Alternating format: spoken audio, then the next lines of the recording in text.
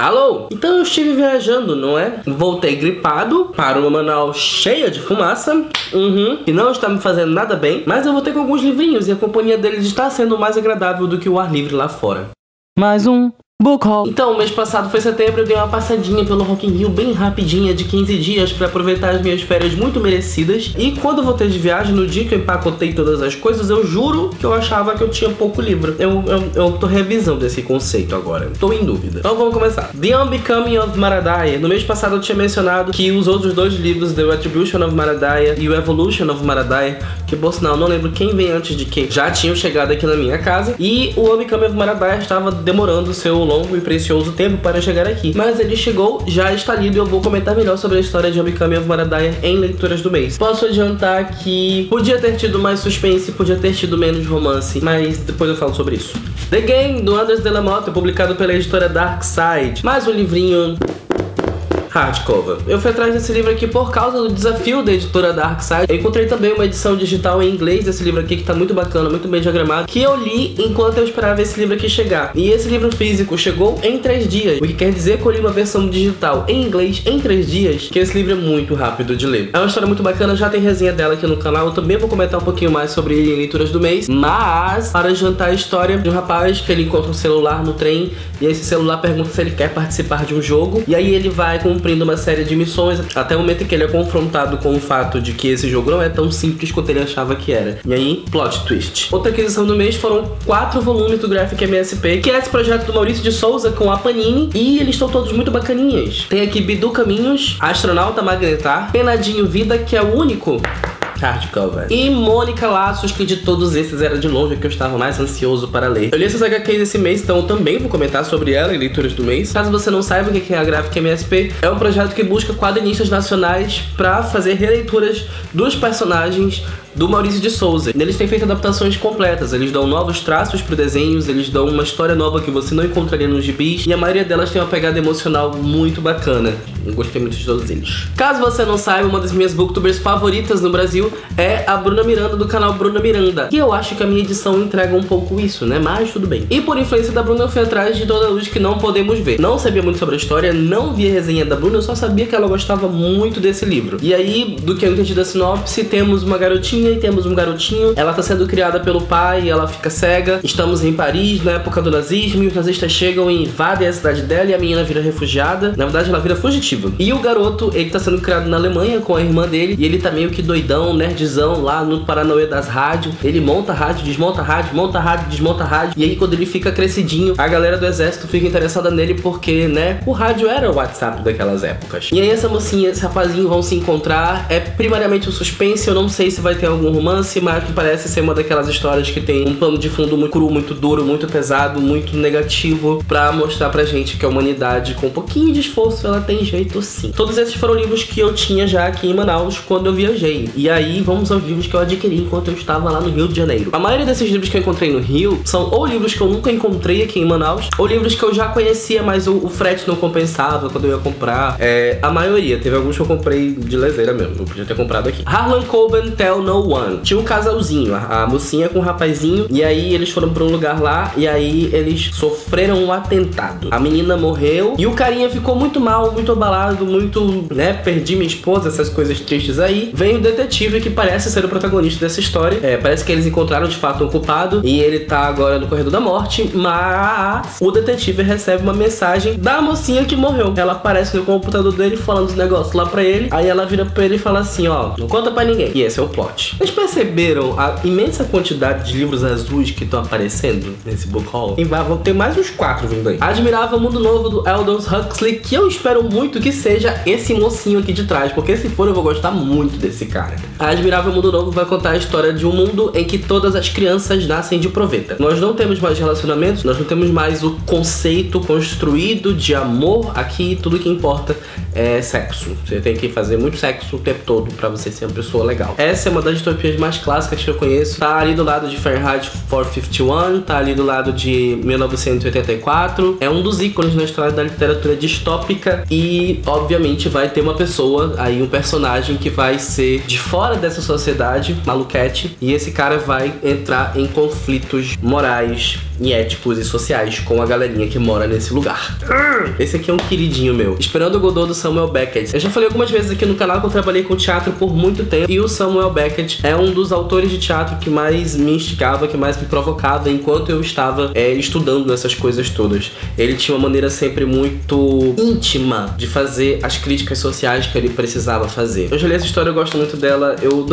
Talvez eu faça resenha até de Esperando Godot, porque eu não vejo muitas coisas sobre o Beckett aqui no YouTube. Basicamente, Esperando Godot vai contar a história de dois caras que eles estão esperando Godot. Eles estão discutindo a noite inteira, de fato, esperando um terceiro cara que chama Godot. E Godot, nesse livro, nessa peça, é uma alegoria para Deus. Eles são basicamente dois homens que estão o tempo todo esperando Deus. História muito boa! Eu não sei se vou fazer resenha dele, mas se eu não fizer, procurem esse livro, ele é muito, muito legal. Ó, mais um livro azul chegando aí, ó. The Maltese Falcon. Esse livro aqui, de todos os que eu vou falar hoje, é o que eu menos conheço. Por quê? Porque eu comprei ele por motivos de fucking sensational cover. Eu estava andando pra livraria quando vi essa mulher maravilhosa divando na minha cara, olhando pra mim com esse ar de noir. Aí eu peguei pra ler o negocinho de trás do livro, que fala assim, ó, tradução simultânea.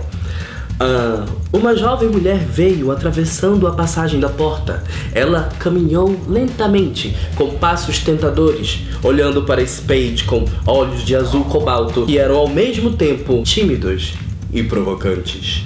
Não aguentei. É muito a vibe dos filmes noir de detetive. Sabe aquele que os caras e as mulheres tudo tinha um chapéu que passava assim pela cabeça, que só mostrava um olho, aí vinha a sombra desse lado, vinha a sombra desse outro. Eu não sei nem como é que eles enxergavam uma cara do outro, mas os plots dessas tramas de detetive eram sempre muito bacanas, muito interessantes. Tinha muito cigarro, muita bebida. E enfim, a história desse aqui é o seguinte: essa mocinha aqui, essa mocinha diva noir, chega pro detetive particular e ela fala assim: moço, seguinte, tem um trouxa aí, um tiozinho, que ele pegou minha irmã, foi dar umas voltas com ela, não voltou. Eu quero que o senhor encontre esse trouxinha e me traga minha irmã de volta. Aí o que o cara faz? Manda o parceiro dele ir atrás do trouxa pra pegar a irmãzinha da mocinha, trazer ela de volta. Aí o que acontece? Aparece o trouxa morto e o parceiro do detetive morto também. Aí o detetive faz o quê? Se caga de medo, porque, né, eu também teria medo dessa mulher. Você imagina que aparece uma mulher assim entrando no seu escritório. Quando que eu deixo ela entrar? Nunca. Fala assim, ó, queridinha, você vai levar suas tetas lá pro outro lado porque eu não tô afim. Não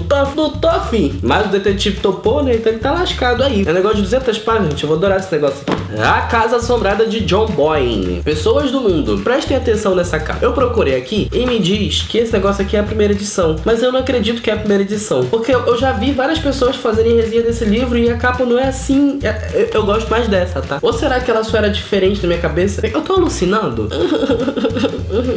Eu sei que tem uma mocinha, a mocinha perde o pai, aí ela vira governanta de uma casa, essa casa que está mal assombrada, e aí ela tem que, né, não morrer até o final do livro. Eu acredito que seja essa a missão dela. Mas é o mês do terror, né? Vamos ler coisinhas de terror. O Corcunda de Notre Dame, escrito pelo Victor Hugo, lançado pela coleção Clássicos da Zahar. Se você já era criança depois de 1996, você pode ter conhecido a história do Corcunda de Notre Dame do mesmo jeito que eu, que foi pelo filmezinho da Disney. Tá bom que eu vi o filmezinho da Disney ano passado, porque eu não tinha visto nenhum filme da Disney antes de 2013. Tentei ver Bela Adormecida em 2009 e eu dormi. Não tinha muita paciência pra princesa, gente. Não dá. Esse livro aqui conta a história do Quasimodo, que é um cara que está preso, trancafiado. Ele está trancado na torre mais alta da Catedral de Notre Dame e ele tem o sonho, né, a vontade de ser livre, de ver o mundo, de explorar as coisas. Eu não sei se esse livro vai tratar o Quasimodo da mesma maneira que ele é retratado no filme, então eu não posso dar muitos detalhes sobre ele. Mas eu acredito que deva ter muita coisa de semelhante, sim. Deve ter aquela disputa entre a alta classe de Paris, com suas pessoas presunçosas e tudo mais,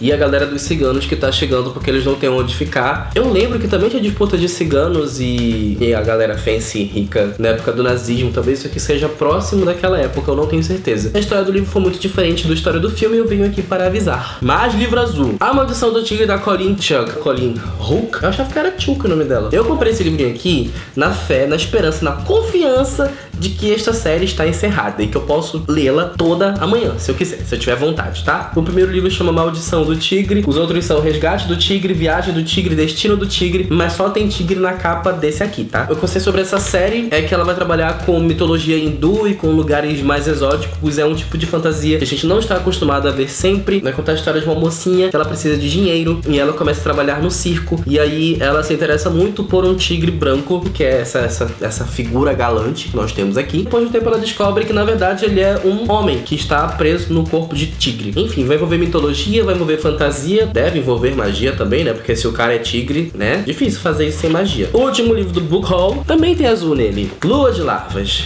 Esse foi o livro do meu retorno. Eu li esse livro aqui no último dia de viagem, antes de entrar no avião. Como eu já li esse livro esse mês, eu também vou comentar melhor sobre ele em leituras do mês. Eu não sei se eu farei resenha específica sobre ele, porque é um daqueles livros que bateu a história, bateu fundo, os personagens bateram fundo. É um livro que vai falar de uma maneira muito sensível, muito delicada, sobre governos totalitaristas e sobre a grande opressão que eles podem causar na vida das pessoas. A gente vai ver tudo isso pelos olhos de um menino que é muito sincero, muito ingênuo, mas ao mesmo tempo muito corajoso. E falei sobre esse livro aqui no Goodreads. Geralmente eu só dou nota e fica por isso mesmo, mas eu fiz resenha sobre ele no Goodreads. Eu vou deixar o link aqui embaixo. É 451? Acontece depois disso. Muito gripado. Gente, que difícil. Imagina que legal ia ser se alguém fizesse uma bateria de hardcover. De Notre Dame, muitos R's nessa frase. Eita, eu tô muito velho, nasci há muito tempo, gente. Será que vai refletir esse plástico? Tô confuso.